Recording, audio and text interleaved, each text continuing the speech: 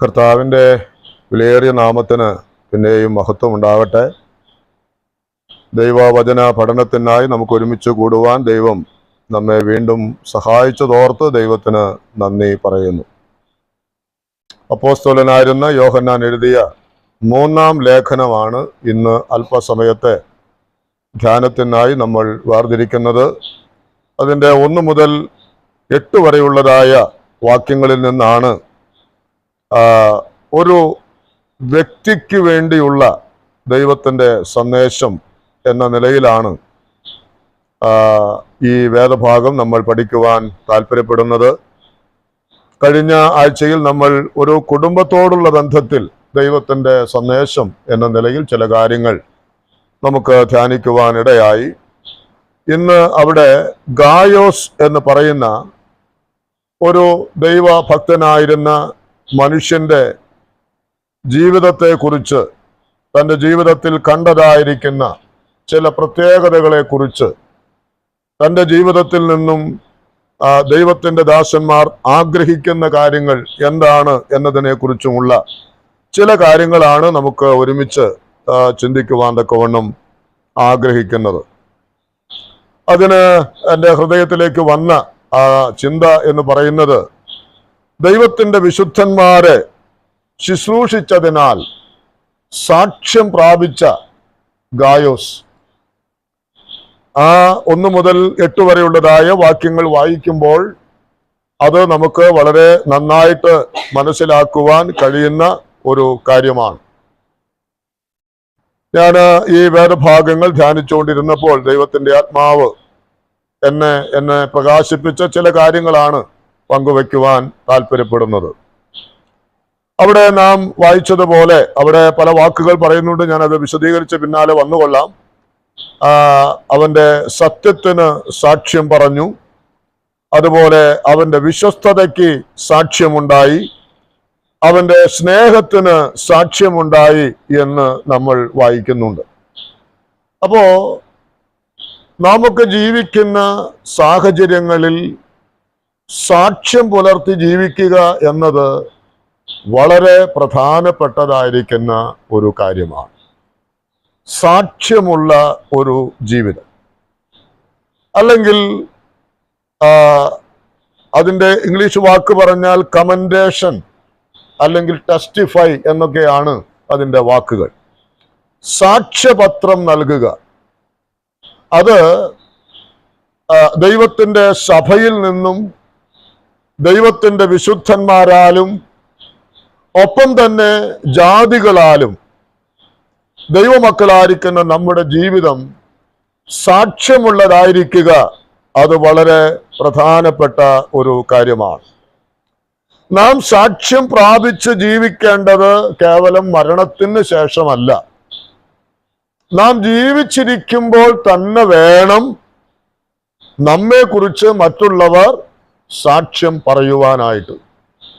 ഇന്ന് നമ്മുടെ മധ്യത്തിൽ എന്നല്ല എവിടെയും കണ്ടുവരുന്ന ഒരു കാര്യം, മരണാനന്തരം ആ വ്യക്തി അങ്ങ് വളരെ അവനിൽ ഒരു കുറ്റവും പിന്നെ കാണാനില്ല എന്ന തരത്തിലാണ് അനേകരെ കുറിച്ചുള്ള സാക്ഷ്യങ്ങൾ പറയുന്നത്. അനുസ്മരണം എന്ന പേരിൽ ഉണ്ടാകുന്ന ആ വാക്കുകളൊക്കെ അനേകർക്ക് അരോചകമായിട്ട് തീരുന്ന കാര്യങ്ങളാണ് നമുക്ക് ഇന്ന് കാണുവാൻ കഴിയുന്നത്. അതുകൊണ്ട് നാം നമ്മെക്കുറിച്ച് മനസ്സിലാക്കേണ്ട ഒരു കാര്യം, നാം ജീവിച്ചിരിക്കുമ്പോൾ തന്നെ ദൈവത്താലും മനുഷ്യരാലും സാക്ഷ്യമുള്ളവരായിട്ട് നമ്മൾ ജീവിക്കുക എന്നുള്ളതാണ്. ജീവിച്ചിരിക്കുമ്പോൾ തന്നെ എന്തെങ്കിലുമൊക്കെ നന്മകൾ കണ്ടാൽ അത് അന്യോന്യം പറഞ്ഞാൽ അതാണ് അതിൻ്റെ നന്മ എന്ന് പറയുന്നത്. എന്നാൽ അതും വെറും വീമ്പിളക്കലാകരുത്. എന്ന് പറഞ്ഞാൽ ഇല്ലാത്ത കാര്യത്തിൽ ഉണ്ടെന്ന് പറഞ്ഞ് അങ്ങ് പൊക്കി പറയേണ്ട കാര്യമൊന്നുമില്ല. വിവാഹ വേളകളിലൊക്കെ പലപ്പോഴും നമ്മൾ അതാണ് കാണുന്നത്. അപ്പോൾ അങ്ങനെയുള്ളതല്ല, മറിച്ച് ഒരു വ്യക്തിയിൽ കാണുന്നതായിരിക്കുന്ന നന്മയെ, അത് ഇന്ന നന്മയുണ്ട് എന്നുള്ളതായ ആ സാക്ഷ്യം ദൈവജനത്തിന്റെ മധ്യേ പറയുക. ഇവിടെ ഒരു വാക്ക് പറയുന്നത്, സഹോദരന്മാർ വന്ന് സഭയിൽ നിന്നെ കുറിച്ച് സാക്ഷ്യം പറഞ്ഞു എന്ന വാക്കുണ്ട്. അപ്പോ സഭയുടെ മുൻപാകെ ഗായോസിനെ കുറിച്ച് നല്ല സാക്ഷ്യമായിരുന്നു ആ ദൈവത്തിന്റെ ദാസന്മാർക്ക് പറയുവാൻ ഉണ്ടായിരുന്നത് എന്ന് നമുക്ക് മനസ്സിലാക്കുവാനായിട്ട് സാധിക്കും. അപ്പോ ജീവിച്ചിരിക്കുമ്പോൾ തന്നെ ദൈവത്താലും മനുഷ്യരാലും സാക്ഷ്യം പ്രാപിക്കുക അത് വളരെ പ്രധാനപ്പെട്ട ഒരു കാര്യമാണ്. അതിനോടുള്ള ബന്ധത്തിൽ ചില കാര്യങ്ങൾ ഒന്ന് ഓർമ്മപ്പെടുത്തട്ടെ. എബ്രായലേഖനം 11-ാം അധ്യായത്തിൽ അങ്ങനെയുള്ള ചില വ്യക്തികളെ കുറിച്ച് നമുക്ക് കാണുവാനായിട്ട് കഴിയും. അതിന്റെ 2-ാമത്തെ വാക്യം ഒന്ന് വായിക്കാമോ? എബ്രായലേഖനം 11-ാം അധ്യായത്തിന്റെ 2-ാമത്തെ വാക്യം. അതിനാലല്ലോ പൂർവന്മാർക്ക് അഥവാ പിതാക്കന്മാരെ കുറിച്ച് അവിടെ പറഞ്ഞിരിക്കുന്ന ഒരു വാക്കാണെന്ത്? അവർ സാക്ഷ്യം പ്രാപിച്ചവരാണ്. സാക്ഷ്യം പ്രാപിച്ചവർ, റിസീവ്ഡ് ദെയർ കമൻഡേഷൻ എന്നാണ് ഇംഗ്ലീഷിൽ വായിക്കുന്നത്. അവർ ജീവിച്ചിരുന്നപ്പോൾ തന്നെ പിതാക്കന്മാരായിരുന്ന ആളുകൾ എന്ത് ചെയ്തു? അവരുടെ ആ കമൻഡേഷൻ, അംഗീകാരം, ആ സാക്ഷ്യപത്രം എവിടെ നിന്നും കിട്ടി? ദൈവത്തിൽ നിന്നും ആ കാലങ്ങളിൽ ജീവിച്ചിരുന്നതായ വിശുദ്ധന്മാരിൽ നിന്നും, അല്ല ജാതികളുടെ നടുവിൽ നിന്ന് പോലും അവർക്ക് എന്ത് ലഭിക്കാനിടയായി? നല്ല സാക്ഷ്യം ഉണ്ടാകുവാൻ തക്കവണ്ണം കാരണമായിട്ട് തീർന്നു. അതിന്റെ 4-ാമത്തെ വാക്യം നമുക്ക് പരിചയമുള്ള ഒരു വാക്യമാണ്. എബ്രായലേഖനം 11-ാം അധ്യായത്തിന്റെ 4-ാമത്തെ വാക്യത്തിൽ നാം വായിക്കുന്നത് എന്താണ്? ഹാബേൽ അവൻ ജീവിച്ചിരിക്കുമ്പോൾ തന്നെ, വായിച്ച സമയം കളയുന്നില്ല, ജീവിച്ചിരിക്കുമ്പോൾ തന്നെ നീതിമാൻ എന്ന സാക്ഷ്യം അവന് ലഭിച്ചു. അത് ആരാ കൊടുത്തത്? അത് അവിടെ വായിക്കുന്നത് ഗോഡ് കമൻഡിങ് ഹിം എന്നാണ്. ദൈവം അവനെ കമന്റ് ചെയ്തു, ദൈവം അവന് സാക്ഷ്യപത്രം നൽകി എന്ന്. അവൻ മരിച്ചതിന് ശേഷമല്ല, അവൻ ജീവിച്ചിരിക്കുമ്പോൾ. എന്ത് കാരണത്താൽ? നാം അത് വായിക്കുന്നുണ്ട്. വിശ്വാസത്താൽ കയീന്റേതിനേക്കാൾ ഉത്തമമായ ഒരു യാഗം കഴിച്ചു എന്നതിനാൽ അവന് ദൈവത്താലുള്ളതായ സാക്ഷ്യം ലഭിച്ചു. അതെത്ര അനുഗ്രഹിക്കപ്പെട്ട ഒരു കാര്യമാണ്. ഹാബേൽ ജീവിച്ച ആ സാഹചര്യം, തന്റെ ജ്യേഷ്ഠനായിരുന്ന കയീൻ തന്നോട് കയർത്തതും അവനെ കൊല്ലുന്നതുമൊക്കെ നമുക്കറിയാം. അപ്പോൾ അങ്ങനെയുള്ളതായ അധികം ആളുകളൊന്നും ഇല്ലാതിരുന്ന ഒരു കാലഘട്ടമായിരുന്നെങ്കിലും തനിക്ക് ലഭിച്ചതായിരിക്കുന്ന കാഴ്ചപ്പാടിനൊത്തവണ്ണം ദൈവത്തിനായി ജീവിക്കുവാൻ, ഒരു യാഗമർപ്പിക്കുവാൻ അവസരം കിട്ടിയപ്പോ അത് അർപ്പിച്ചതായ സമയത്ത് അവൻ എന്ത് കിട്ടി? ദൈവം അവനെ കമന്റ് ചെയ്തു. ദൈവം അവനെന്ത് ചെയ്തു? അവന് ടെസ്റ്റ് ചെയ്ത് സീലടിച്ച് അങ്ങ് മാറ്റിവെച്ചു. നമ്മൾ ചില ഇലക്ട്രോണിക് സാധനങ്ങളൊക്കെ വാങ്ങിക്കുമ്പോൾ അതിന്റെ ടെസ്റ്റഡ് എന്ന് പറഞ്ഞിട്ട് ഒരു സീല് കാണും. അതെന്താണ്? എല്ലാം നിർമ്മിച്ച് കഴിഞ്ഞിട്ട് അവരതിനെ ഒന്ന് ഓടിച്ചു നോക്കിയപ്പോൾ അത് ക്ലിയർ ആണ് എന്നറിയുമ്പോഴാണ് എന്ത് ചെയ്യുന്നത്? ആ ടെസ്റ്റഡ് എന്ന് പറഞ്ഞിട്ട് അതിൽ ഒരു സീൽ വെക്കുന്നത്. എന്നതുപോലെ സ്വർഗത്തിലെ ദൈവം തന്റെ വിശുദ്ധന്മാരെ കണ്ട് അവരുടെ ജീവിതത്തെ കണ്ടുകൊണ്ട് എന്ത് ചെയ്യുകയാണ്? ടെസ്റ്റ് അടിക്കുകയാണ്, കമൻഡേഷൻ ലെറ്റർ കൊടുക്കുകയാണ്. ഇവൻ സാക്ഷ്യമുള്ളവനാണ്. അതുപോലെ ഒരു വാക്ക് വളരെ നമുക്ക് വായിക്കേണ്ട ഒരു വാക്യമുണ്ട്.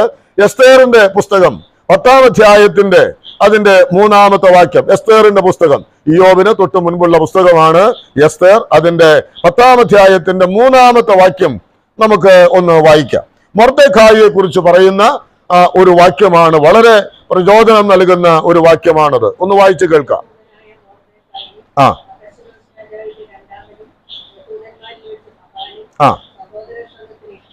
സഹോദര സംഘത്തിന് ഇഷ്ടൻ. എനിക്ക് വളരെ ചിന്തിച്ച ഒരു വാക്കതാണ്. സഹോദര സംഘത്തിന് ഇഷ്ടനും, പിന്നെ അടുത്തത് സ്വജനത്തിന് ഗുണകാംക്ഷിയും അനുകൂലവാദിയും. തന്റെ സകല വംശത്തിനും അനുകൂലവാദിയുമായിരുന്നു.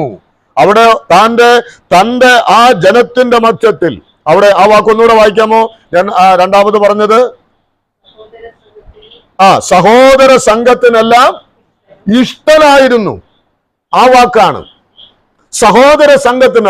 അത് ഇംഗ്ലീഷ് എഴുതിയിരിക്കുന്നു മൾട്ടിറ്റ്യൂഡ് എന്നാണ്. എന്ന് പറഞ്ഞാൽ ഒരു ചെറിയ കൂട്ടത്തിലല്ല, ഒരു ചെറിയ കൂട്ടം സഭയ്ക്കല്ല, 5-6 പേരുള്ള ഒരു സഭയ്ക്കല്ല, വലിയ ഒരു കൂട്ടത്തിന് അവൻ ആരായിരുന്നു എന്ന്? ഇഷ്ടനായിരുന്നു.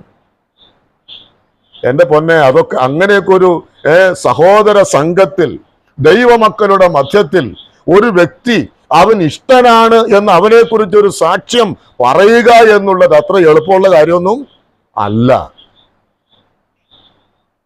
ഒരു വ്യക്തിയെ കുറിച്ച് ഇപ്പൊ നമ്മുടെ മധ്യയുള്ള ഒരാളെ കുറിച്ച് എറണാകുളം ജില്ലയിൽ ഉള്ള സഹോദരന്മാർ പറയാണ്, ആ സഹോദരൻ സഹോദര സംഘത്തിന് ഇഷ്ടനാണ് എന്ന് പറഞ്ഞാൽ അതെത്രയോ മഹത്വമുള്ള ഒരു കാര്യമാണ്.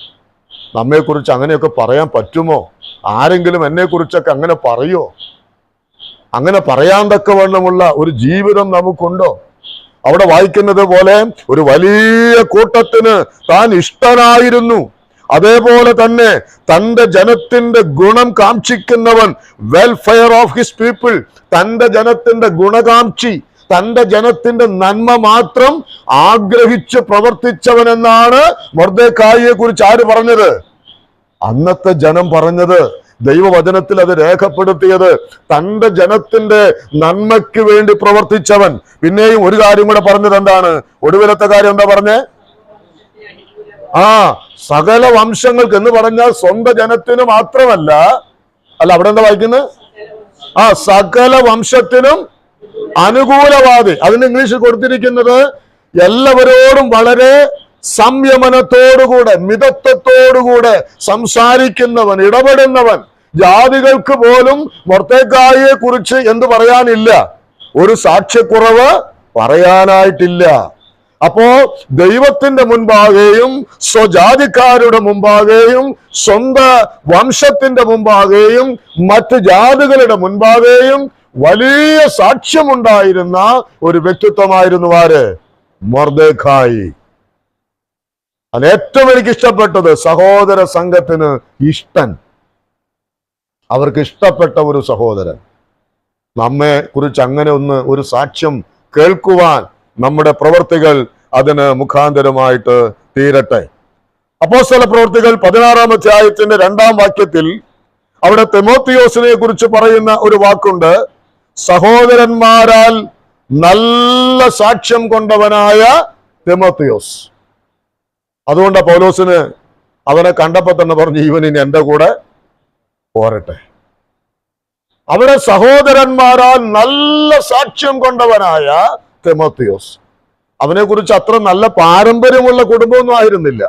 പക്ഷേ അവൻ വിശ്വസിച്ച് മാനസാന്തരപ്പെട്ട് കഴിഞ്ഞപ്പോൾ അവൻ ആ കൂടെ ഉണ്ടായിരുന്ന 1-ാം നൂറ്റാണ്ടിലുണ്ടായിരുന്ന ആ ദൈവസഭയിൽ താന് വളരെ നല്ല സാക്ഷ്യമുണ്ടായിരുന്ന ഒരു വ്യക്തി ആയിരുന്നു. ഇനി എബ്രായലേഖനം തന്നെ 11-ാം അധ്യായത്തിന്റെ 5-ാമത്തെ വാക്യത്തിൽ ഹാനോക്കിനെ കുറിച്ച് നാം വായിക്കുന്നത് എന്താണ്?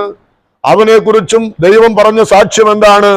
ദൈവത്തെ പ്രസാദിപ്പിച്ചവൻ എന്ന സാക്ഷ്യം. അതാര് പറഞ്ഞതാ? ദൈവം പറഞ്ഞതല്ല, അന്നുണ്ടായിരുന്ന ആളുകൾ പറഞ്ഞതാണ്. കഴിഞ്ഞ ദിവസത്തിലെ പഠനത്തിൽ നാം ഒരുപക്ഷെ നിങ്ങൾ കേട്ടു കാണുമായിരിക്കും. ഈ ഹാനോക്ക് ജീവിച്ച ആ സാഹചര്യം എന്ന് പറയുന്നത് മറുഭാഗത്ത് മറ്റൊരു വംശത്തിൽ ജനിച്ചു വളർന്നതായ ആളുകൾ വളരെ മൃഗീയ സ്വഭാവമുള്ളവരായിരുന്നു. അവരുടെ മധ്യത്തിലാണ് ഹാനോക്ക് എന്ന് പറയുന്ന ഈ ദൈവത്തിന്റെ പൈതൽ 300 കൊല്ലക്കാലം ദൈവത്തോട് കൂടെ നടന്നതും ദൈവത്തിന്റെ മുൻപാകെയും മനുഷ്യരുടെ മുൻപാകെയും ദൈവത്തെ പ്രസാദിപ്പിച്ചവനാണ് എന്ന സാക്ഷ്യം പ്രാപിക്കുവാൻ അവന് കാരണമായിട്ട് തീർന്നത്. അതും എത്രയോ നന്മയായിട്ടുള്ള ഒരു കാര്യമാണ്. അപ്പോസ്തല പ്രവൃത്തി 22-ാം അധ്യായം 12-ാമത്തെ വാക്യത്തിൽ അനന്യാസിനെ കുറിച്ച് പറയുന്നുണ്ട്. അനന്യാസ്, അവനെ കുറിച്ചും പറയുന്നത് ദൈവജനത്തിന്റെ മധ്യത്തിൽ നല്ല സാക്ഷ്യമുള്ളവൻ ആയിരുന്നു എന്നാണ്. അപ്പോസ്തല പ്രവൃത്തി 10-ാം അധ്യായത്തിന്റെ 22-ാം വാക്യത്തിൽ രക്ഷിക്കപ്പെട്ടവനായിരുന്നില്ലെങ്കിലും കൊർന്നല്യോസിനെ കുറിച്ചും എന്താ പറഞ്ഞത്? നല്ല സാക്ഷ്യം ഉണ്ടായിരുന്നവൻ എന്നാണ്. നല്ല സാക്ഷ്യം ഉണ്ടായിരുന്ന വ്യക്തിയാണ് എന്നാണ്. പൗലോസ് തന്നെ കുറിച്ച് തന്നെ 1 തെസ്സലോനിക്ക ലേഖനം 2-ാം അധ്യായം അതിന്റെ 10-ാമത്തെ വാക്യത്തിൽ ദൈവത്തെ സാക്ഷി നിർത്തിക്കൊണ്ട് ദൈവം ഈ കാര്യം അംഗീകരിക്കട്ടെ, എന്താണ്? ഞാൻ നിങ്ങളുടെ ഇടയിൽ എത്ര പവിത്രമായിട്ടാണ് നടന്നത്. അപ്പോൾ അവിടെയും തന്റെ വ്യക്തിപരമായ സാക്ഷ്യം ദൈവത്തിന്റെ മുൻപാകെ വ്യക്തമാക്കുകയാണ് പൗലോസ് അവിടെ ചെയ്യുന്നത്. അപ്പോൾ ഇത്രയും വേദഭാഗത്ത് നിന്ന് അനേകരെ കുറിച്ച് നമുക്ക് ഇങ്ങനെ പഠിക്കുവാൻ കഴിയും. എന്നാൽ ഇത്രയും വ്യക്തിത്വങ്ങൾ നമ്മുടെ മുൻപാകെ തികഞ്ഞ സാക്ഷ്യമുള്ളവരായി നിൽക്കുകയാണ് ചെയ്യുന്നത്. അവരവരൊക്കെ ജീവിച്ച സാഹചര്യങ്ങളിൽ, ചുറ്റുപാടുകളിൽ ദൈവത്തിന്റെ മുൻപാകെയും ജാതികളുടെ മുൻപാകെയും വിശുദ്ധന്മാരുടെ മുമ്പാകെയും സാക്ഷ്യമുള്ളവരായി ജീവിച്ചു എന്നുള്ളത് നമുക്കും ഒരു വലിയ പ്രചോദനം നൽകുന്ന ഒരു കാര്യമായിട്ടിരിക്കട്ടെ. നമുക്ക് തുടർന്ന് ഈ വേദഭാഗത്തേക്ക് വരാം. അപ്പോൾ ഒന്നാമത് നാം കണ്ടത് സാക്ഷ്യം പ്രാപിച്ച വ്യക്തികളെ കുറിച്ചാണ്. രണ്ടാമത് ഇവിടെ നാം ചിന്തിക്കുവാൻ ആഗ്രഹിക്കുന്നത് ഈ ഗായോസിനെ കുറിച്ചുള്ള സാക്ഷ്യങ്ങളാണ്. നാം അവിടെ വായിക്കുമ്പോൾ, ഈ വേദഭാഗങ്ങൾ വായിക്കുമ്പോൾ നമുക്ക് മനസ്സിലാക്കാൻ കഴിയുന്ന ഒരു കാര്യം, അതിന്റെ 3-ാം വാക്യത്തിന്റെ ആരംഭത്തിൽ നമ്മൾ വായിക്കുന്നു, സഹോദരന്മാർ വന്നു. അതിന്റെ 7-ാമത്തെ വാക്യത്തിൽ വായിക്കുന്നത്, 6-ാമത്തെ വാക്യത്തിൽ വായിക്കുന്നത്, നീ അവരെ ദൈവത്തിന് യോഗ്യമാകും വണ്ണം യാത്ര അയച്ചാൽ നന്നായിരിക്കും. അപ്പോ ഞാനിങ്ങനെ വേദഭാഗം പലാവർത്തി വായിച്ചുകൊണ്ടിരുന്നപ്പോൾ എന്റെ മനസ്സിലേക്ക് വന്ന കാര്യം എന്ന് പറയുന്നത്, ഈ ഗായോസിന്റെ അടുക്കലേക്ക് യോഹന്നാൻ അപ്പോസ്തലൻ ചില സഹോദരന്മാരെ എന്ത് ചെയ്തിട്ടുണ്ട്? പറഞ്ഞു വിട്ടിട്ടുണ്ട്. ആ പറഞ്ഞു വിടുന്ന സമയത്ത് തന്നെ അവനെ ഉത്ബോധിപ്പിക്കുന്നതായ ചില കാര്യങ്ങളും അവിടെ ഉണ്ട്. അതിലേക്ക് ഞാൻ പിന്നാലെ വന്നുകൊള്ളാം. അങ്ങനെ ആ സഹോദരന്മാർ അവിടെ ചെന്ന് ഒരുപക്ഷെ ചില നാളുകൾ തന്നെ ഗായോസിനോട് കൂടെ പാർത്ത് അവിടെയുള്ളതായിരിക്കുന്ന സഭയിൽ ശുശ്രൂഷകളെല്ലാം നിവർത്തിച്ച് 3-ാം വാക്യത്തിൽ നമ്മൾ വായിച്ചതുപോലെ എന്ത് ചെയ്യുന്നു? സഹോദരന്മാർ വന്നു എന്ന് അവർ എന്ത് പറയുന്നു? നിന്നെ കുറിച്ച് അവർ സാക്ഷ്യം പറയുന്നു എന്നാണ്. അപ്പോൾ യോഹന്നാൻ അപ്പോസ്തലൻ അയച്ചതായിരിക്കുന്ന ആ സഹോദരന്മാർ ഗായോസിന്റെ അടുക്കൽ ചെന്ന് ചില നാളുകൾ പാർത്ത് ആ സഹോദരന്മാർ തിരികെ വരുമ്പോൾ എന്തായിരുന്നുവോ ഗായോസിനോട് ഈ സഹോദരന്മാർ അവിടെ വരുമ്പോൾ എന്ത് ചെയ്യണമെന്നാണോ പറഞ്ഞത്, അതങ്ങനെ തന്നെയോ ഒരുപക്ഷെ അതിനേക്കാൾ കൂടുതലോ ആര് നിവർത്തിച്ചു? ഗായോസ് നിവർത്തിച്ചു എന്നാണ് നമുക്ക് അവിടെ കാണുവാനായിട്ട് കഴിയുന്നത്. അവരോട് പറഞ്ഞ, അല്ലെങ്കിൽ അവനോട് പറഞ്ഞു വിട്ടിരുന്ന ഒരു കാര്യം ഈ സഹോദരന്മാരോട് ഒരുപക്ഷെ ഒരു കത്ത് മുഖേന ഗായോസിന്റെ കയ്യിലേക്ക് കൊടുത്തു കാണും. ആ കത്തിൽ എഴുതിയിരിക്കുന്ന കാര്യം ഇതാണ്: അവരെ ദൈവത്തിന് യോഗ്യമാകും വണ്ണം എന്ത് ചെയ്യണം? നീ യാത്ര അയക്കണം എന്ന് പറഞ്ഞാൽ, നിന്റെ അടുക്കൽ വരുന്ന ഈ സഹോദരങ്ങളെ തിരിച്ച് എന്റെ അടുക്കലേക്ക് വരുമ്പോ നീ എങ്ങനെ അവരെ യാത്ര അയക്കണം? ദൈവത്തിന് യോഗ്യമാകും വണ്ണം അവരെ യാത്ര ആക്കണം എന്നാണ് പറഞ്ഞത്. അത് മാത്രമല്ല, അതിന്റെ 8-ാം വാക്യത്തിന്റെ ഒടുവിൽ വായിക്കുന്നത്, ഇങ്ങനെയുള്ളവരെ സൽക്കരിക്കേണ്ടതാകുന്നു. അപ്പോൾ ദൈവത്തിന് യോഗ്യമാകും വണ്ണം യാത്രയാക്കണം, അവരെ എന്തു ചെയ്യണം? സൽക്കരിക്കേണ്ടതാകുന്നു എന്നുമുള്ളതായ ആ എഴുത്തിലെ വാക്കുകൾ അങ്ങനെ തന്നെയാണ് ആരനുസരിച്ചത് എന്ന് മനസ്സിലാക്കേണ്ടത്. ഗായോസ് അതങ്ങനെ തന്നെ അനുസരിച്ചു എന്നുള്ളത് നാം മനസ്സിലാക്കേണ്ട കാര്യമാണ്. ഏതിനെയെല്ലാം കുറിച്ചാണ് ഈ സഹോദരന്മാർ സഭയുടെ മുൻപാകെ വന്ന് ആ സാക്ഷ്യം പറഞ്ഞത് എന്ന് നാം ഒന്ന് വായിക്കുന്നത് നല്ലതായിരിക്കും. അതിന്റെ 3-ാമത്തെ വാക്യം ഒന്ന് വായിക്കാം. 3-ാമത്തെ വാക്യം,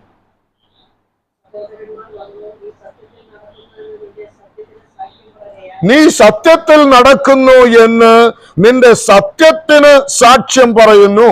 പിന്നെ അതിന്റെ 5-ാമത്തെ വാക്യം,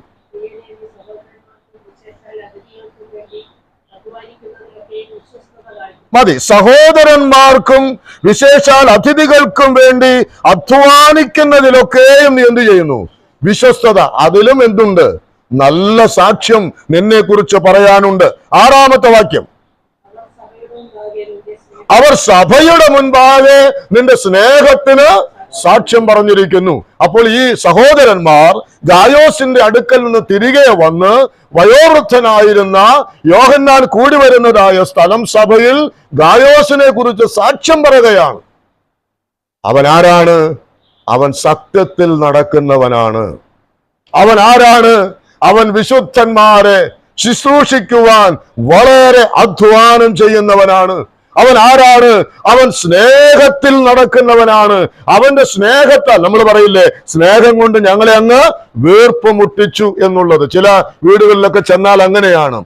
അവര് നമുക്ക് വേണ്ടി എന്താ തരേണ്ടത്, അല്ലെങ്കിൽ എങ്ങനെയാണ് നമ്മെ അവരുടെ ഹോസ്പിറ്റാലിറ്റി അത്രത്തോളം നാം തന്നെ അതിശയിച്ചു പോകുന്ന നിലയിൽ ചില വീടുകളിൽ ചെല്ലുമ്പോ നമുക്ക് കാണുവാൻ കഴിയാറുണ്ട്. അതേ നിലയിലുള്ളതായ ഒരു സാക്ഷ്യമാണ് പ്രിയപ്പെട്ടവരെ ഈ മനുഷ്യനിൽ നിന്ന്, ഗായോസിൽ നിന്ന് ലഭിക്കുവാൻ ഇടയായിട്ട് തീർന്നത്. എന്താണോ യോഹന്നാൻ ഈ ഗായോസിനെ കുറിച്ച് ആഗ്രഹിച്ചത്, എന്താണോ അവർ പ്രതീക്ഷിച്ചത്, അതിനേക്കാൾ കൂടുതൽ ആരിൽ നിന്നും ലഭിച്ചു? ഗായോസിൽ നിന്നും ആ വിശുദ്ധന്മാർക്ക് അവിടെ ലഭിച്ചു എന്നുള്ളത് നാം മനസ്സിലാക്കേണ്ട കാര്യമാണ്. അതിന്റെ ചുരുക്കമായിട്ട് ഞാൻ ഇങ്ങനെ പറയാം, അവന്റെ ആ സത്യത്തിലുള്ള നടപ്പും അവരെ ശുശ്രൂഷിച്ചതും അവരെ സ്നേഹിച്ചതുമെല്ലാം അനുഭവിച്ചറിഞ്ഞവരുടെ സാക്ഷ്യമാണ് നാം ഇവിടെ വായിക്കുന്നത്. ദൈവാത്മാവ് ഏതെങ്കിലും കാര്യത്തിൽ വെറുതെ എന്നാ ഇരിക്കട്ടെ ഗായോസിന് കുറച്ച് പൊങ്ങച്ചം എന്ന് പറഞ്ഞൊന്നും എഴുതിയ കാര്യമൊന്നും അല്ല. ഉള്ള കാര്യം തന്നെ ദൈവാത്മാവ് രേഖപ്പെടുത്തി വച്ചിരിക്കുകയാണ്. ഇതായിരുന്നു ഗായോസിനെ കുറിച്ചുള്ളതായ സാക്ഷ്യം എന്ന് പറയുന്നത്. അതുപോലെ തന്നെ ഞാനത് വീണ്ടും ചിന്തിച്ച സമയത്ത് അവിടെ വീണ്ടും വായിക്കുന്ന ഒരു കാര്യം, അവര് ഈ സാക്ഷ്യം പറഞ്ഞത് എന്തിനെ കുറിച്ചാണ്, അല്ലെങ്കിൽ അവർ സാക്ഷ്യം പറഞ്ഞ് നാം അതിന്റെ മൂന്നാമത്തെ വാക്യത്തിൽ അല്ല 5-ാമത്തെ വാക്യത്തിൽ വായിച്ചു, സഹോദരന്മാർക്കും വിശേഷാൽ അതിഥികൾക്കും വേണ്ടി അധ്വാനിക്കുന്നതിലൊക്കെയും എന്ത് ചെയ്യുന്നു? വിശ്വസ്തത കാണിക്കുന്നു. ഇനി ചില പ്രായോഗികമായ കാര്യങ്ങൾ ആ വാക്യത്തിൽ നിന്ന് പറയുവാൻ ഞാൻ താല്പര്യപ്പെടുകയാണ്. ഏതൊരു അനുഗ്രഹിക്കപ്പെട്ട ശുശ്രൂഷകൾക്കും പിന്നിൽ ഇതുപോലെ അധ്വാനിക്കുവാൻ, ദൈവദാസന്മാരെ ശുശ്രൂഷിക്കുവാൻ മനസ്സുള്ള ചിലർ ഏത് കാലത്തും ഉണ്ടായിട്ടുണ്ട്. ആരും അത് വിസ്മരിക്കണ്ട. ഇവിടെ ഒരു ചെറിയ സഭാ കൂടിവരവ് ഉണ്ടാകാൻ കാരണമായിട്ട് തീർന്നെങ്കിൽ അതിൻ്റെ പിന്നിൽ ഒരു കാലത്ത് അനേകം വിശുദ്ധന്മാർക്ക് യാതൊരു തരത്തിലുമുള്ള പ്രതിഫലേച്ഛയും കൂടാതെ കഠിനമായി അധ്വാനിച്ച് വെച്ചും വിളമ്പിയും കൊടുത്ത ഒരു ചരിത്രം ഇതിന്റെ പിന്നിൽ ഉണ്ടായിട്ടുണ്ട്. ഇവിടെ പൗലോസേട്ടനും അതുപോലെ കുര്യാച്ചൻ ചേട്ടനും ഒക്കെ പറഞ്ഞ് ഞാൻ കേട്ടിട്ടുണ്ട്. എനിക്ക് അത് അധികം അറിവുള്ള കാര്യമല്ല, എങ്കിലും ഞാൻ പറഞ്ഞു കേട്ടിട്ടുള്ളത് ആ പഴയ തറവാട്ട് വീട്ടിൽ ഒരുപക്ഷെ മാസങ്ങളോളം തന്നെ ദൈവദാസന്മാർ വന്ന് താമസിച്ചിട്ടുണ്ട്. അന്ന് ഇന്നുള്ളതുപോലെ വരുമാനമോ ശമ്പളമോ നീക്കിയിരിപ്പോ ബാങ്ക് ബാലൻസോ ഒന്നുമുള്ള സമയം അല്ല. ഇവിടെ ഉള്ളതായിരിക്കുന്ന 5 മക്കൾക്കും അപ്പനും അമ്മയ്ക്കും പോലും ഭക്ഷിക്കുവാൻ ഇല്ലാതിരുന്ന ഒരു കാലം. ആ കാലത്താണ് അനേകം സഹോദരന്മാർ വന്ന് ആ ചെറിയ വീട്ടിൽ എന്ത് ചെയ്തത്? താമസിച്ച് ഈ ചുറ്റുപാടുകൾ മുഴുവനും എത്രയോ നാളുകൾ ദൈവത്തിന്റെ വചനങ്ങൾ അറിയിച്ചിട്ടുണ്ട്. ഒരുപക്ഷെ വന്ന ദൈവദാസന്മാർക്ക് കൊടുത്തിട്ട് ഒരുപക്ഷെ ബാക്കിയുള്ളതായിരിക്കാം ഇവിടെയുള്ള ഈ പ്രിയപ്പെട്ടവരൊക്കെ അന്ന് ഭക്ഷിച്ചിട്ടുണ്ടാകുക. എന്നാൽ അതിൻ്റെയൊക്കെ റിസൾട്ടാണ് ഇന്ന് ഇവിടെ ഒരു ചെറിയ കൂടിവരവ് എന്നുള്ളത് നാം മറക്കരുത്. ആഴകത്ത് ഞാൻ ഓർക്കുന്നുണ്ട്, ആ പ്രാർത്ഥന കൂട്ടായ്മ അവിടെ ആരംഭിച്ച കാലത്ത് അന്ന് വർഗീസ് തുടിയന്റെ വീട്ടിലാണ് ആ കൂടിവരവ് പ്രധാനമായിട്ടും നടന്നു വരുന്നത്. പക്ഷെ അവിടെ ഒരാൾ വന്നാൽ, പുറമേ നിന്നൊരാള് അവിടെ വന്നാൽ അവിടെ താമസിക്കാൻ ഇടമില്ല, അവിടെ ഭക്ഷണം കൊടുക്കാൻ, അതുണ്ടാക്കി കൊടുക്കാൻ അവിടെ ആളില്ല. എത്രയോ വർഷങ്ങൾ പ്രിയ കുഞ്ഞു സഹോദരന്റെ വീട് എത്രയോ ദൈവദാസന്മാർക്ക് വേണ്ടി, ഞാൻ ഇന്നും ഓർക്കുന്നു, കൊച്ചമ്മയും മേരി ചേച്ചിയും പിന്നത്തേതിൽ ശാലി ചേച്ചിയും ഒക്കെ എത്രയോ ദൈവഭക്തന്മാർക്കാണ് വെച്ചും വിളമ്പിയും ആ വീട്ടിൽ കൊടുത്തിട്ടുള്ളത്.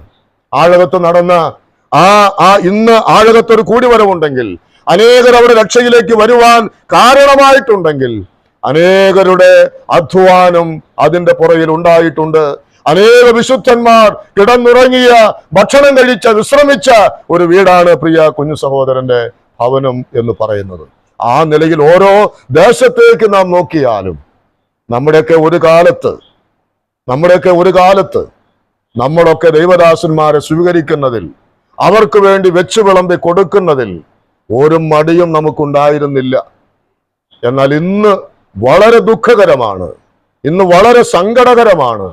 ഇന്ന് ആ നിലയിൽ ദൈവത്തിന്റെ ദാസന്മാരെ അവരെ സൽക്കരിക്കുവാനോ, അവർക്ക് കൊടുക്കുവാനോ, അവർക്ക് വെച്ചു വിളമ്പി കൊടുക്കുവാനോ ഉള്ള അവസരങ്ങൾ മനഃപൂർവമായ അനേകരെന്ന് അവോയ്ഡ് ചെയ്യുകയാണ്.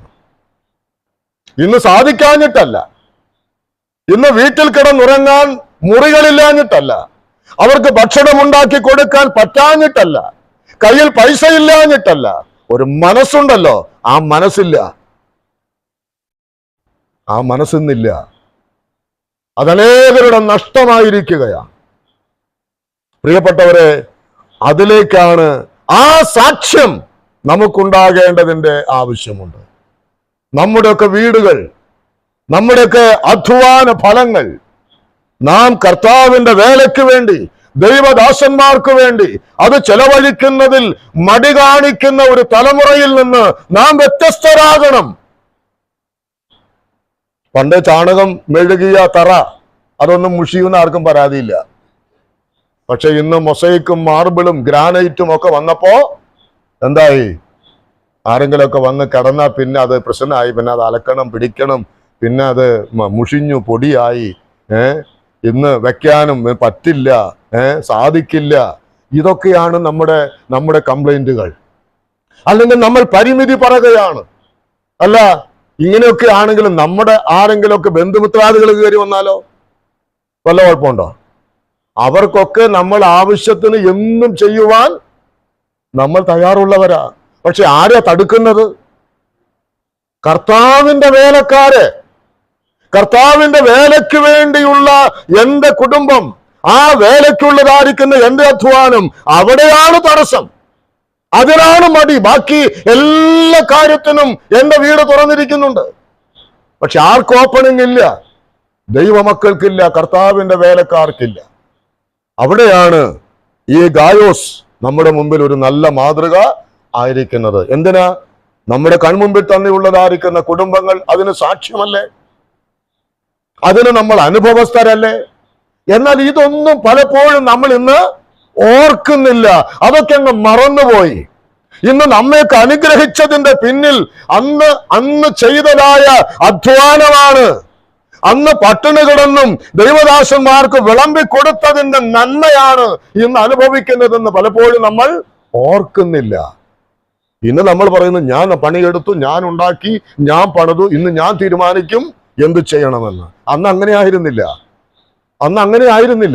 അന്ന് ദൈവദാസന്മാർക്ക് കൊടുത്തിട്ട് ബാക്കിയുണ്ടെങ്കിൽ നമുക്ക് എന്ന ആറ്റിറ്റ്യൂഡ് അന്നത്തെ ദൈവഭക്തന്മാർക്കുണ്ടായിരുന്നു. എന്നാൽ ഇന്ന് ആറ്റിറ്റ്യൂഡൊക്കെ പോയി. ഇന്നെല്ലാം കഴിഞ്ഞിട്ട് എല്ലാം ഒത്തുവന്നാൽ ആയി മതി എന്ന് കരുതുന്ന ഒരു കാലത്തിലേക്ക് നാം മാറിപ്പോയിരിക്കുന്നു. അതിന് ദൈവമക്കളെ വലിയ മാറ്റങ്ങൾ ഉണ്ടാകേണ്ടത് വളരെ ആവശ്യമായിരിക്കുന്ന ഒരു കാര്യമാണ്. അപ്പോൾ അതുകൊണ്ട് സഹോദരന്മാർക്കും അതിഥികളായിരിക്കുന്നവർക്കും നാം വളരെ അവർക്ക് വേണ്ടി അധ്വാനിക്കുന്നതിൽ ഒരു മടിയും നമ്മൾ ഇനിയും കാണിക്കരുത് എന്നാണ് എനിക്ക് നിങ്ങളെ ഓർമ്മപ്പെടുത്താനുള്ളത്. കർത്താവിന്റെ വേലയ്ക്ക് വേണ്ടി, ദൈവത്തിന്റെ ദാസന്മാർക്ക് വേണ്ടി, ദൈവത്തിന്റെ സഭയ്ക്ക് വേണ്ടി എന്തെങ്കിലും ചെയ്യുന്ന കാര്യത്തിൽ, അത് ശാരീരികമായിട്ടെ, നമ്മുടെ സാമ്പത്തികമായ കാര്യങ്ങൾ കൊണ്ടാകട്ടെ, മാനസികമായിരിക്കുന്ന കാര്യങ്ങൾ കൊണ്ടാകട്ടെ, നമുക്ക് ആകുന്നതിനേക്കാൾ അപ്പുറമായി ദൈവത്തിന്റെ വേലയ്ക്ക്, ദൈവത്തിന്റെ സഭയ്ക്ക് ചെയ്യുവാൻ തക്കവണ്ണം നമുക്ക് കഴിയേണ്ടത് വളരെ ആവശ്യമായിരിക്കുന്ന ഒരു കാര്യമാണ്. എബ്രായലേഖനം 13-ാം അധ്യായം അതിന്റെ 1-ാമത്തെ വാക്യത്തിൽ നമ്മൾ അവിടെ വായിക്കുന്ന ഒരു വാക്ക്, സഹോദര പ്രീതി നിലനിൽക്കട്ടെ, അതിഥി സൽക്കാരം മറക്കരുത്, അതിനാൽ ചിലർ അറിയാതെ ദൈവദൂതന്മാരെ സൽക്കരിച്ചിട്ടുണ്ടല്ലോ. അബ്രഹാമിനെ കുറിച്ചാണ് പറയുന്നത്. അതിഥി സൽക്കാരം നിങ്ങൾ എന്ത് ചെയ്യരുത്? അത് മറക്കരുത്. എന്തുകൊണ്ട് മറക്കരുത്? വെറും മനുഷ്യരാണ് എന്ന് കരുതി തന്റെ വീടിന്റെ മുൻപിലൂടെ കടന്നുപോയ ആ പ്രിയപ്പെട്ടവരെ അത് ദൈവത്തിന്റെ ദൂതന്മാരാണെന്ന് അറിയാതെ അവരെ സൽക്കരിച്ചതിന്റെ പ്രതിഫലമാണ് ഇസഹാക്ക് എന്ന ദൈവത്തിന്റെ പൈതലിനെ ലഭിക്കുവാൻ അബ്രഹാമിനും സാറയ്ക്കും ഇടയായിട്ട് തീർന്നത്. അത് ദൈവവചനം അങ്ങനെ എഴുതിയിരിക്കുമ്പോ പ്രിയപ്പെട്ടവരെ, നമുക്ക് ലഭിക്കുന്ന ദൈവത്തിന്റെ വിശുദ്ധന്മാരെ ശുശ്രൂഷിക്കുവാൻ ലഭിക്കുന്ന ഒരവസരത്തെ നമ്മൾ അവോയ്ഡ് ചെയ്യരുത്, നമ്മൾ ഒഴിവാക്കരുത്. ഒരു കാരണവശാലും അതിനൊരു പിറുപിറുപ്പ് നമ്മൾ പറയരുത്. അവർക്കൊരു ഗ്ലാസ് വെള്ളം കൊടുക്കുന്നതിൽ, അവർക്കൊരു നേരത്തെ ഭക്ഷണം കൊടുക്കുന്നതിൽ, അവരെ വീട്ടിൽ പാർപ്പിക്കുന്നതിൽ എന്റെ മനസ്സുകൊണ്ട് ഞാൻ പിറുപിറുക്കരുത്, പരാതി പറയരുത്. സന്മനസ്സോടുകൂടെ 100% കമ്മിറ്റഡ് ആയിട്ട് ആ കാര്യം നിർവഹിക്കുവാൻ നമുക്ക് സാധിക്കണം. ഇതൊക്കെ പറഞ്ഞ എത്ര പേർക്കൊന്നും ഇഷ്ടപ്പെടുമെന്ന് എനിക്ക് അറിഞ്ഞുകൂടാ. ഇഷ്ടപ്പെട്ടാലും പറ്റില്ലെങ്കിലും ഇതാണ് ദൈവത്തിന്റെ വചനം. അതിഥി സൽക്കാരത്തിൽ നമ്മൾ പ്രിയപ്പെടുന്നവരായിട്ട് മാറണം. ദൂതന്മാരെ സൽക്കരിക്കുന്നത് പോലെ സൽക്കരിക്കുവാനായിട്ട് നമുക്ക് കഴിയേണ്ട ഒരു കാര്യമാണ്. എബ്രായ ലേഖനം 6-ാം അധ്യായത്തിന്റെ 10-ാമത്തെ വാക്യം ഒന്ന് വായിക്കാം. എബ്രായ ലേഖനം 6-ാം അധ്യായം അതിന്റെ 10-ാമത്തെ വാക്യം.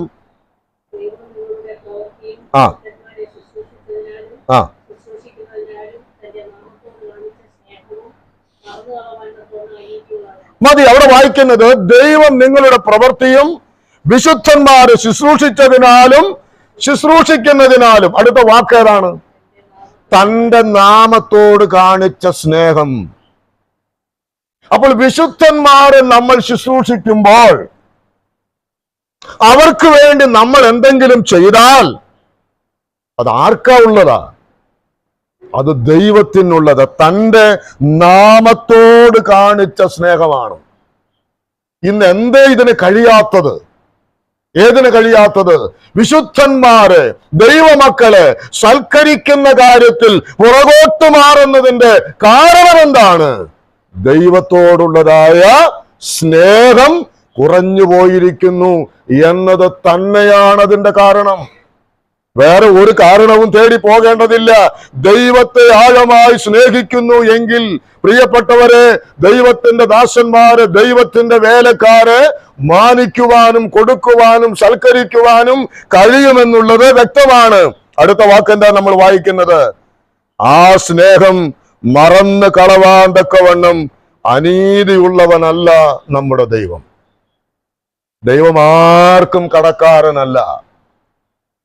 മനസ്സിലായോ? ഒരാൾക്കും ദൈവം കടക്കാരനല്ല. നീ ഒരു ഗ്ലാസ് വെള്ളം കൊടുത്തിട്ടുണ്ടെങ്കിൽ അതിന്റെ എത്രയോ മടങ്ങ് തിരികെ തരുവാൻ ഈ ദൈവം വിശ്വസ്തനാ. പക്ഷെ ഈ ഒരു ഗ്ലാസ് അങ്ങോട്ട് കൊടുക്കുന്ന കാര്യത്തിൽ എത്രയോ മടിയാണ് ഇന്ന് എല്ലാം ഉണ്ടെന്ന് പറയുന്ന ദൈവമക്കളുടെ അവസ്ഥ. ഭയങ്കര മടിയാണ്. അങ്ങ് കൊടുത്താൽ പോയല്ലോ, അതിൽ കുറവ് വന്നല്ലോ എന്നുള്ളതായിരിക്കുന്ന ഭയമാണ് ഇന്ന് അനേകർക്കുള്ളത്. എന്നാൽ തിരുവെഴുത്ത് വ്യക്തമായി പറയുന്നു, അതൊന്നും മറന്നു കളയുന്ന ഒരു ദൈവം അല്ല നമ്മുടെ ദൈവം. മറന്നു കളയുന്നവനല്ലെന്ന് പറഞ്ഞ പിന്നെ അതിന്റെ അർത്ഥം എന്താ? അതൊക്കെ ഓർക്കുന്ന ദൈവമാണ്. ഓർത്ത് ധാരാളമായി പ്രതിഫലങ്ങൾ നൽകുന്നവനായ ദൈവമാണ് നമ്മുടെ ദൈവം എന്നാണ് നമ്മൾ മനസ്സിലാക്കേണ്ടത്. ഇനി നാം ഈ വേദഭാഗത്തോടുള്ള ബന്ധത്തിൽ വരുമ്പോ നാം അവിടെ വായിച്ചതുപോലെ അവന്റെ വിശ്വസ്തത എന്തിനാണ്? സഹോദരന്മാർക്കും വിശേഷാൽ അതിഥികൾക്കും വേണ്ടി അധ്വാനിക്കുന്നതിലൊക്കെയും അവൻ എന്ത് കാണിക്കുന്നു? വിശ്വസ്തത കാണിക്കുന്നു. സഹോദരന്മാർക്ക് ഒരു സംശയവും ഉണ്ടായില്ല. അവന്റെ വീട്ടിൽ ചെന്ന് പാർത്തിട്ട് അവന്റെ ഞങ്ങളോടുള്ള ആ ഇടപെടൽ, ഞങ്ങളോടുള്ളതായിരിക്കുന്ന പെരുമാറ്റം, ഞങ്ങൾക്കൊക്കെ വെച്ച് വിളമ്പി തരുന്നതിൽ ഏതെങ്കിലും കാര്യത്തിൽ ഒരു വൈമനസ്യമോ ഒരു ഇഷ്ടക്കുറവോ അല്ലെങ്കിൽ പുറപുറപ്പോട് കൂടെയോ ഒന്നും ആയിരുന്നില്ല എന്നുള്ളത് അവർക്ക് അനുഭവമായിരുന്നു. പ്രിയപ്പെട്ടവരെ, അങ്ങനെയുള്ള ഒരു നല്ല മനോഭാവം. ഇതെന്തിനാ ഇതൊക്കെ ദൈവാത്മാവ് എഴുതി വെച്ചത്? ഞാൻ ഈ പഠനത്തിന്റെ ഇത് വായിച്ചു കഴിഞ്ഞ് ദൈവസന്നിധിയിൽ പ്രാർത്ഥിച്ചപ്പോൾ ആദ്യം തന്നെ ഹൃദയത്തിലേക്ക് വന്ന ഒരു ചിന്ത, ദൈവവചനത്തിൽ ഇല്ലാത്ത ഒരു കാര്യമില്ല. നമ്മളൊക്കെ നിസ്സാരമാണ്. ഇതൊക്കെ ഉണ്ടോ വചനത്തിൽ? ഇങ്ങനെയൊക്കെയുള്ള കാര്യം ഉണ്ടോ? ഏത് കാര്യത്തെക്കുറിച്ചും ഇല്ലാത്ത, ഈ രക്ഷിക്കപ്പെടുന്ന കാര്യത്തെക്കുറിച്ചും സ്നാനത്തെക്കുറിച്ചും കർത്തൃമേശയെക്കുറിച്ചും മാത്രമൊന്നും അല്ല ബൈബിളിലുള്ളത്.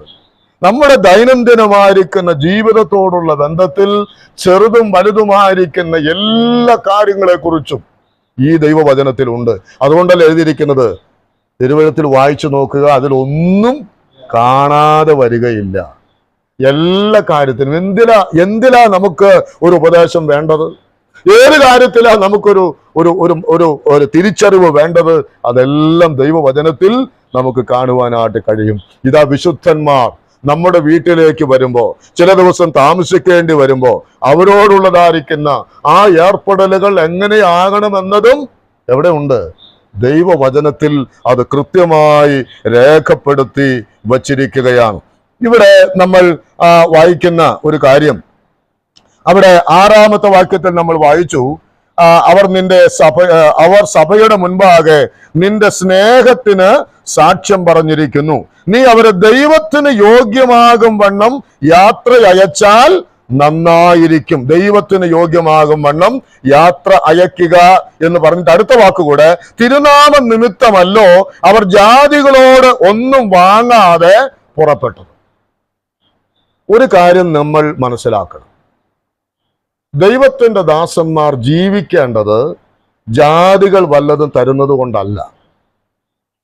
ദൈവത്തിന്റെ ദാസന്മാർ ജീവിക്കേണ്ടത് ദൈവമക്കൾ തന്നിട്ടാകണം. അതാ വചനം. മെതിക്കുന്ന കാളയ്ക്ക് മുഖക്കൊട്ട കെട്ടരുത്. അവനായിരിക്കണം, ആ കാളയായിരിക്കണം ആദ്യം തിന്ന് വയറ് നിറയ്ക്കേണ്ടത്. അവന് ജാതികളോട് മേടിക്കാൻ അവകാശമില്ല.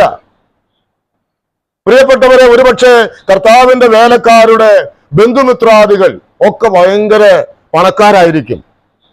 അവരൊക്കെ രക്ഷിക്കപ്പെടാത്തവരും അവർ ജാതികളുമാണ്. അതുകൊണ്ട് ദൈവദാസന് എന്താ ഗുണം? ഒരു ഗുണവുമില്ല, ഒരു ഗുണവുമില്ല. ജാതികളാലല്ല, ഈ രക്ഷിക്കപ്പെടാത്തതായ ബന്ധുമിത്രാദികളാലോ അയൽവക്കക്കാരാലോ അല്ല ഒരു ദൈവത്തിന്റെ മകൻ, ദൈവദാസന്മാർ പോറ്റപ്പെടേണ്ടത്.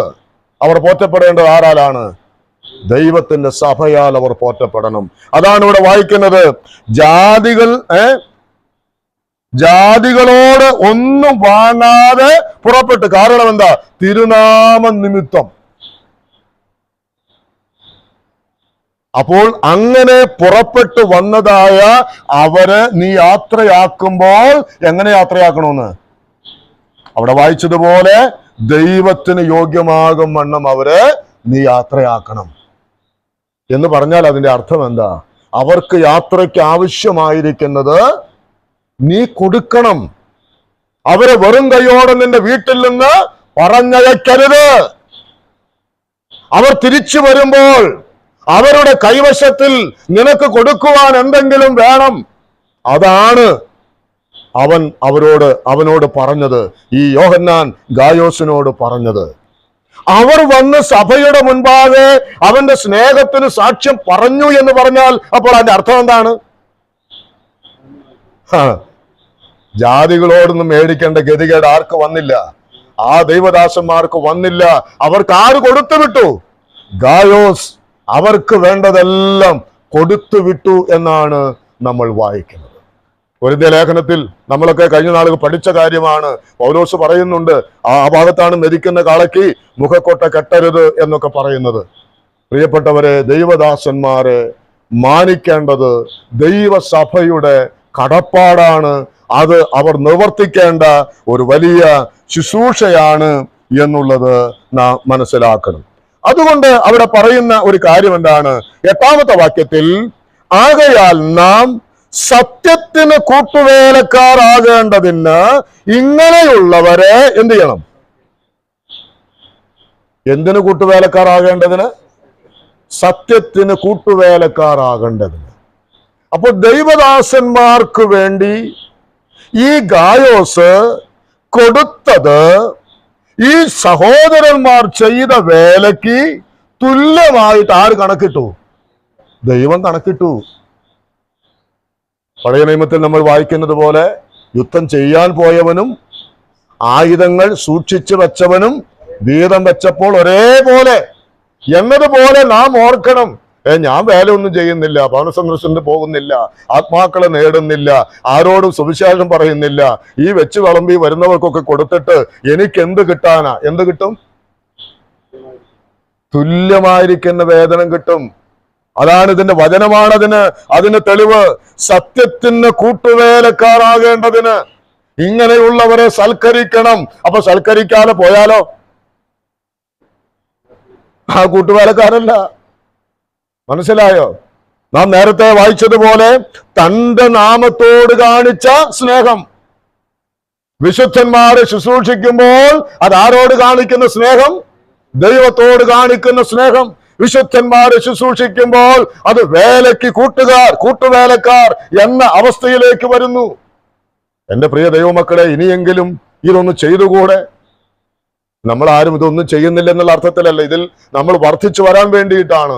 ഇത് കേൾക്കുന്നവരിൽ ആ നിലയിലുള്ള മാറ്റം ഉണ്ടാകാൻ വേണ്ടിയിട്ടാണ്. അപ്പൊ നമ്മൾ ഈ ഗായോസിനെ അവനൊരു സാക്ഷ്യമുള്ളവനായിട്ട് യോഹന്നാൻ അപ്പോസ്തലൻ വെളിപ്പെടുത്തുമ്പോൾ അവന്റെ സാക്ഷ്യത്തെ കുറിച്ച് പറയുന്നത് അവൻ പ്രസംഗകനായിരുന്നു എന്നല്ല, അവൻ വലിയൊരു പ്രാർത്ഥനാ മനുഷ്യനായിരുന്നു എന്നല്ല, അവനെ കുറിച്ച് വേറെ എന്തെങ്കിലും പറയാനൊന്നും യോഹന്നാൻ ഇവിടെ പറയുന്നില്ല. പക്ഷേ അവനെ കുറിച്ച് പറയുന്ന വാക്കെന്താണ്? വിശുദ്ധന്മാർക്ക് വേണ്ടി നീ അധ്വാനിച്ചു, അവരെ നീ ശുശ്രൂഷിച്ചു, അവരെ നീ സൽക്കരിച്ചു, അവർക്ക് വേണ്ടി യാത്ര അയച്ചപ്പോൾ അവർക്ക് വേണ്ടി അവരുടെ കയ്യിൽ നീ കൊടുത്തയച്ചു. അതുകൊണ്ട് നീ ആരാണ്? നീ സാക്ഷ്യമുള്ളവനാണ്. എവിടെയെല്ലാം സാക്ഷ്യമുള്ളവനാണ്?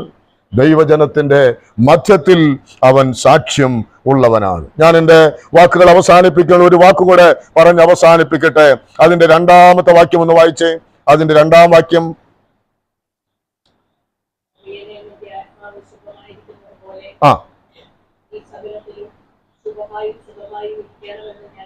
ഇങ്ങനെയുള്ളവർക്ക് എന്ത് കിട്ടണം?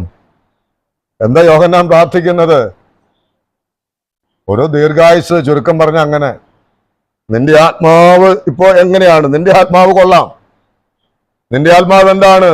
വളരെ നല്ല സാക്ഷ്യമുള്ള ഒരു വിശുദ്ധന്റെ ആത്മാവ് നിനക്കുണ്ട്. അത് നിന്റെ ആരോഗ്യത്തിലും ഉണ്ടാകണം. നീ കുറച്ചു നാളുകൂടെ എന്ത് ചെയ്യണം? നീ ജീവിച്ചിരിക്കണം. നീ ജീവിച്ചിരുന്നാൽ അത് ആർക്കാ ഗുണം? ദൈവമക്കൾക്ക് ഗുണമാണ്. നീ കുറച്ചു കാലം കൂടെ ജീവിക്കണം, കുറച്ചുകൂടെ ആയുസ് നിനക്കുണ്ടാകണം. എന്റെ പ്രിയപ്പെട്ടവരെ, നമ്മെ ഓർത്ത് മറ്റുള്ളവർ പ്രാർത്ഥിക്കുമ്പോൾ അങ്ങനെയൊന്ന് പ്രാർത്ഥിക്കാൻ കഴിയണം. ഒന്നും ചെയ്യാതെ, ഒരു കാര്യം പോലും ചെയ്യാതെ, പച്ചവെള്ളം കൊടുക്കാതെ, എന്നിട്ട് പറയണ അറുത്ത കൈക്ക് ഉപ്പ് വയ്ക്കാത്ത ഒരാളെ കുറിച്ച് ആര് പ്രാർത്ഥിക്കാനാ? ഒരാളും പ്രാർത്ഥിക്കില്ല. പക്ഷേ ഒരു ദേശത്ത് ചെല്ലുമ്പോ, ഒരു ഭവനത്തിലേക്ക് ചെല്ലുമ്പോ, ആ വ്യക്തിക്ക് വേണ്ടി, ആ ദൈവദാസന് വേണ്ടി ആ കുടുംബം ചെയ്തത് കാണുമ്പോ, അനുഭവിക്കുമ്പോ ആ പ്രിയപ്പെട്ടവർ എന്ത് ചെയ്യും? ആ കുടുംബത്തിന് വേണ്ടി, ആ വ്യക്തിക്ക് വേണ്ടി അവർ പ്രാർത്ഥിക്കും. മറന്നു പോകില്ല. ഞാനിപ്പോ ഏതാണ്ട് 22 കൊല്ലമായി അന്ന് പണ്ട് ആ UAE ഒന്ന് പോയിട്ട്. ഞാൻ ചിലപ്പോ ആ പോയതായിരിക്കുന്ന മേഖലയെല്ലാം ഞാൻ ഓർക്കും. അന്ന് എനിക്ക് കൂട്ടായ്മ തന്ന, ഭക്ഷണം തന്ന, എനിക്ക് പാർക്കാൻ അവസരം തന്ന കുടുംബങ്ങളെ ഓർത്ത് ഞാൻ പ്രാർത്ഥിക്കാറുണ്ട്. എന്തിനാ? അന്ന് അവർ എന്നോട് കാണിച്ച ആ കൂട്ടായ്മയെ എന്നുമൊന്നും ഓർക്കാൻ പറ്റിയില്ലെങ്കിലും വല്ലപ്പോഴും ഇരുന്ന് അവർക്ക് വേണ്ടി പ്രാർത്ഥിക്കുകയാണ്. അപ്പോൾ പ്രിയപ്പെട്ടവരെ, അങ്ങനെ പ്രാർത്ഥിക്കുന്ന ഒരു കൂട്ടരാണ് ദൈവത്തിൻ്റെ ദാസന്മാർ. അതുകൊണ്ട് ഇന്ന് നാം കേട്ടതുപോലെ ഒരു സാക്ഷ്യമുള്ളതായ ഒരു ജീവിതം നമുക്കുണ്ടാകണം. അതേത് നിലയിലാണ്? വിശുദ്ധന്മാരെ ശുശ്രൂഷിച്ചതിനാലും ശുശ്രൂഷിക്കുന്നതിനാലും ഉള്ളതായിരിക്കുന്ന ഒരു സാക്ഷ്യം. അതാണ് ഗായോസിനെ കുറിച്ച് നമ്മൾ വായിക്കുന്നത്. അപ്പോൾ അതിനപ്പുറത്തേക്ക് ഈ ലേഖനത്തിൽ നമുക്ക് വേറെ ഒന്നും പഠിക്കാനായിട്ടില്ല. ഈ 8 വാക്യങ്ങളിൽ അതാണ് ദൈവത്തിന്റെ ആത്മാവ് നമുക്ക് തരുന്ന പ്രചോദനം എന്ന് പറയുന്നത്. അതുകൊണ്ട് ദൈവത്തിന്റെ മക്കളെ, ഒരു സാക്ഷ്യമുള്ളതായിരിക്കുന്ന ജീവിതം അത്ര എളുപ്പമൊന്നുമല്ല. നമ്മുടെ വീട്ടിൽ എന്നെക്കുറിച്ച് എൻ്റെ ഭാര്യ, എൻ്റെ മക്കൾ, എൻ്റെ മാതാപിതാക്കൾ, എൻ്റെ അയൽവക്കക്കാർ, സഭയിലുള്ളവർ, എന്നെ അറിയുന്നവർ എന്ത് പറയുന്നു എന്നുള്ളത് വളരെ പ്രധാനമുള്ള ഒരു കാര്യമാണ്. അതുകൊണ്ട് ഈ നിലയിൽ അനുഗ്രഹീതമായ ഒരു ജീവിതം നയിക്കുവാൻ ദൈവത്തിൻ്റെ പരിശുദ്ധാത്മാവ് നമ്മെ സഹായിക്കട്ടെ എന്ന് പ്രാർത്ഥിച്ചുകൊണ്ട് തൽക്കാലം നിർത്തുന്നു. ദൈവനാമം വാഴ്ത്തപ്പെടുമാറാകട്ടെ.